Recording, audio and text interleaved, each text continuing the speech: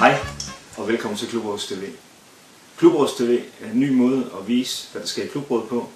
Og fremover vil det ikke være mig, der står og viser, hvad der sker i klubrådet. Det vil være nogle af børnene, der er med i klubrådet. Der er 2 fra 4., 2 fra 5., 2 fra 6. Og du kan se her på hjemmesiden, hvem det er. Til klubrådsmødet den 3. november bestemte vi i klubrådet, at vi ville lave referater efter hver klubrådsmøde.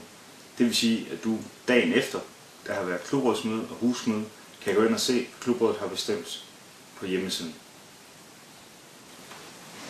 Klubrådet tømmer hver gang, der er klubrådsmøde, postkassen og ser, om der er kommet spændende ting i. Sidste gang lå der en seddel omkring nogen, der gerne ville have en pokerturnering.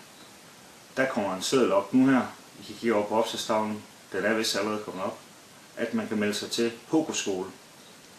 Vi har besluttet, Michael, mig og Henrik, at man er nødt til at lære at spille poker og kunne spille poker efter de rigtige regler, før man kan være med i en turnering. Så før der kommer turnering, kommer der noget pokerskole, og dem, der har været med i pokerskole, kan være med i pokerturnering.